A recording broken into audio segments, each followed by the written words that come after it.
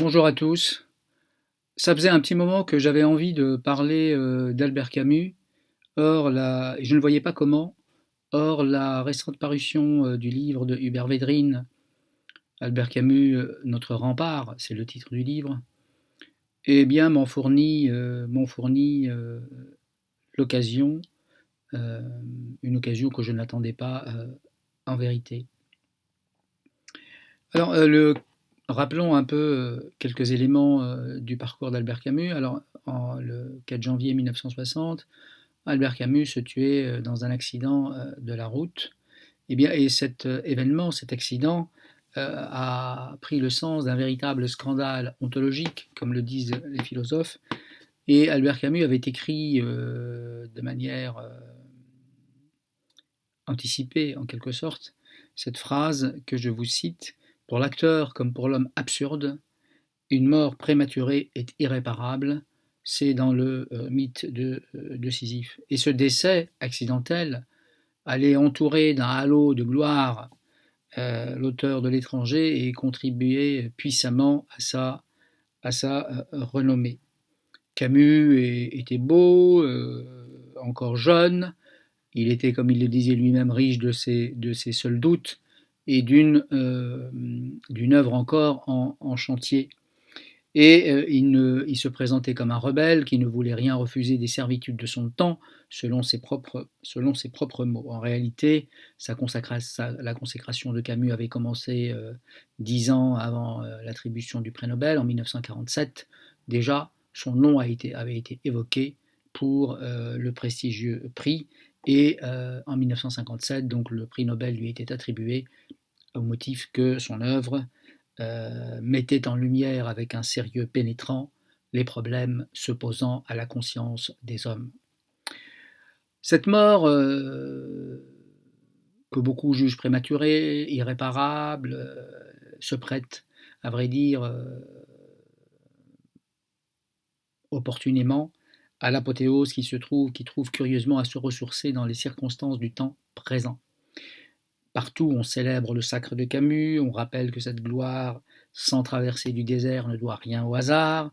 On s'étend sur l'efficience de cette pensée, notamment exprimée dans L'homme révolté, qui aurait contribué à saper le mur de Berlin.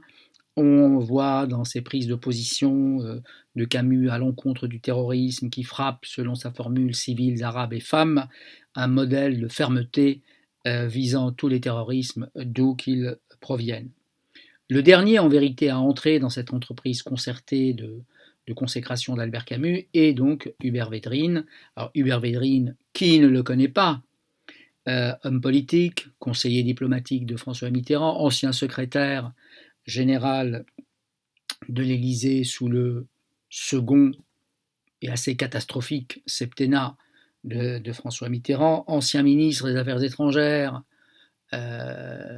sous le mandat de Jospin, qui a fini par une cuisante défaite aux élections de 2002. Donc, Hubert Védrine est un homme politique, un homme de réseau qui se répand dans un certain nombre de médias pour éclairer notre lanterne sur un certain nombre de problèmes politiques et, et géopolitiques. C'est le père de Hubert Védrine, Jean Védrine, qui est un ami de longue date et un collaborateur de longue date de François Mitterrand, qui a mis à son fils le pied dans l'étrier, si bien que Hubert Védrine n'a eu aucun problème pour se hisser aux plus hautes marches du pouvoir, et donc il n'a dû qu'à son père d'être introduit dans la Mitterrandie. Hubert Védrine est issu d'une classe sociale plutôt aisée, et à ce moment-là, donc, il s'intéresse à Albert Camus, et on se dit qu'il y a déjà un hiatus entre Albert Camus, qui est issu d'un milieu pauvre, d'Algérie, de Bellecour plus exactement, dont la mère était femme de ménage, qui s'était épuisée, n'est-ce pas, dans ce travail pour nourrir ses enfants et sa famille, et un Hubert Védrine qui ne connaît absolument pas ce genre de problème, qui n'a jamais eu à lutter pour, pour reproduire ses moyens d'existence. Donc on a d'un côté un fils d'eux, et de l'autre un homme issu donc d'un milieu pauvre, qui n'a dû qu'à sa famille et qu'à, n'est-ce pas, ses efforts et qu'à son mérite pour se hisser jusqu'au prix Nobel et à la gloire littéraire que l'on ne lui marchande plus. Donc ça, c'est un premier hiatus qui soulève un problème quand même d'importance, parce qu'on se demande comment un bourgeois comme Hubert Védrine, qui n'a jamais connu les problèmes que connaissent la plupart des hommes finalement, qui vient d'un milieu privilégié, qui a étudié dans les écoles les plus prestigieuses, peut comprendre le parcours d'un homme comme Albert Camus. Nous, on est beaucoup plus proche de Camus par l'origine et par la condition, et Hubert Védrine n'est proche de Camus ni par l'origine ni par la condition. Peut-être que Hubert Védrine n'est pas informé de ce que pensait Camus sur la politique et sur les hommes politiques. Alors, si c'est le cas, on va se faire un plaisir de lui rafraîchir la mémoire. Voilà ce que Albert Camus écrivait à ce sujet. Je le cite: « La politique, disait Albert Camus, et le sort des hommes sont formés par des hommes sans idéal et sans grandeur. Ceux qui ont une grandeur en eux ne font pas de politique. » Donc Camus tenait, fin de citation, Camus tenait le personnel politique pour en très piètre estime. Alors Camus, dans un autre passage, écrit, je le cite: « Chaque fois que j'entends un discours politique ou que je lis ceux qui nous dirigent, je suis effrayé depuis des années de n'entendre rien qui rende un son humain.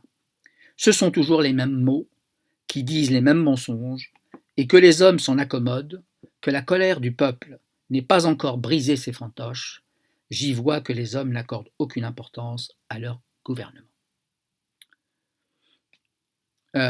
Deuxième hiatus, donc le mépris qu'avait Camus pour les hommes politiques et pour ce personnel dont Hubert Védrine, c'est un fait, fait partie. Donc on peut se demander quelle est la légitimité de l'entreprise d'Hubert Védrine pour s'intéresser à Albert Camus, et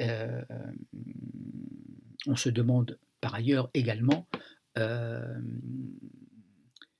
comment Albert Camus a-t-il pu devenir un rempart du bourgeois? Depuis quand la pensée d'Albert Camus ou l'itinéraire d'Albert Camus ou l'homme Albert Camus est-il un rempart du bourgeois ou de la bourgeoisie? J'ai dit tout à l'heure que je me sentais beaucoup plus proche d'Albert Camus par l'origine et la condition. Tout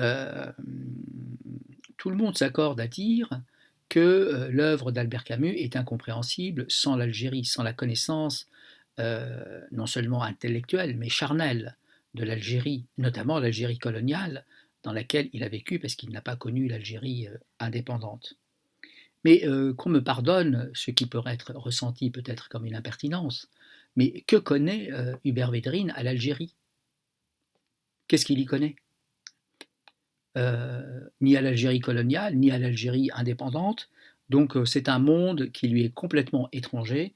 Et donc, comme l'œuvre de Camus est impénétrable sans la connaissance de l'Algérie, donc on peut en tirer la conclusion que finalement Hubert Védrine n'a rien compris à l'œuvre d'Albert Camus. Et d'ailleurs, il n'est ni compétent ni assez informé pour traiter de ce sujet. Et les passions juvéniles, pour respectables qu'elles soient, ne donne pas autorité, n'est-ce pas, pour aborder souverainement ce sujet. Védrine se gargarise de la formule de Camus, mal nommer les choses, c'est ajouter au malheur du monde. Eh bien, je suis obligé de dire que d'un bout à l'autre de son livre, Védrine nomme très mal, nomme très mal les choses. Alors, il y a un certain nombre de contre-vérités dans ce livre, puisque Védrine lui-même insiste sur le chapitre qu'il a consacré à l'affrontement, à ce qu'il appelle l'affrontement Sartre-Camus. Alors, voilà ce que Védrine écrit. Sartre charge ses sicaires, il parle de l'homme révolté et de la polémique, qui est le livre L'homme révolté et de la polémique à laquelle il a donné lieu entre les existentialistes des temps modernes et Albert Camus. Voilà ce qu'écrit Hubert Védrine. Sartre charge ses sicaires d'étrier Camus. Le préposé Francis Janson l'attaque donc avec un réquisitoire de 15 pages d'une extrême violence. Une remarque préalable avant de faire le commentaire de cette phrase. Albert Camus a pris dans sa vie un certain nombre de risques, aussi bien pendant la guerre 40-45, 39-45, que pendant la guerre d'Algérie, puisque l'un des dirigeants du FLN, Mohamed Lebjaoui, dans un de ses livres, raconte qu'il est allé dîner avec Camus dans le 15e arrondissement, et Camus, le sachant parfaitement recherché par la police française, lui a proposé de venir habiter chez lui, chez Camus. Donc Albert Camus, dont on sait les positions sur l'Algérie, a proposé à un dirigeant du FLN qu'il savait recherché par la police française de venir se cacher chez lui. Donc Albert Camus a pris un certain nombre de risques. Mais quel risque a pris J'ajoute aussi que Francis Janson, quoi qu'on puisse en penser, a pris aussi un certain nombre de risques, puisqu'en fondant le réseau d'aide au FLN, il a donc été recherché par la police pendant un certain temps, et il a fait un certain nombre de sacrifices. Donc ces gens-là ont pris des risques, quoi qu'on puisse en penser, c'est un fait objectif. Mais quel risque a pris Hubert Védrine dans sa vie ? Je dois dire que sur ce point-là, je pourrais dire que je suis assez mal informé, mais qu'on veuille bien éclairer ma lanterne. Moi, je n'en vois pas, en tout cas, en l'état actuel des choses. Alors, la contre-vérité que Védrine donc dit sur cet affrontement Sartre-Camus, Sartre charge ses sicaires d'étrier Camus et le préposé Francis Janson l'attaque avec un réquisitoire de 15 pages d'une extrême violence. Alors, c'est pas du tout comme ça que les choses se sont passées. Si Hubert Védrine avait pris la peine de s'informer, s'il avait ouvert par exemple la biographie d'Annie Cohen-Solal, que Annie Cohen-Solal consacre à Jean-Paul Sartre, il aurait trouvé ceci, je cite, « Dans un premier temps, Sartre décida qu'il n'aimait pas le livre et que les temps modernes n'en parleraient pas.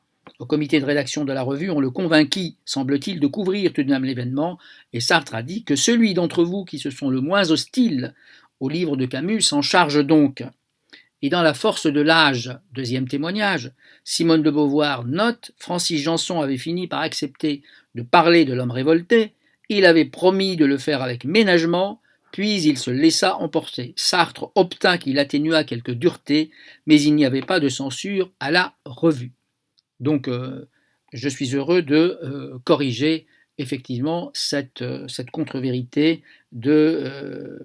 qui est due sans doute à l'incompétence et au fait que Hubert Védrine ne s'est pas bien informé ou bien à une hostilité anti-sartrienne. Donc, en fait, on a l'impression que Hubert Védrine embarque Camus dans une espèce de lutte ou de croisade contre des thèmes et des combats que Camus n'a pas connus, puisque le wokisme, la cancel culture ne sont pas des choses que Camus a connues, et il est très dangereux pour un auteur, pour un commentateur, de dire ce qu'un auteur aurait pensé s'il avait vécu ces problèmes ou connu ces problèmes. Merci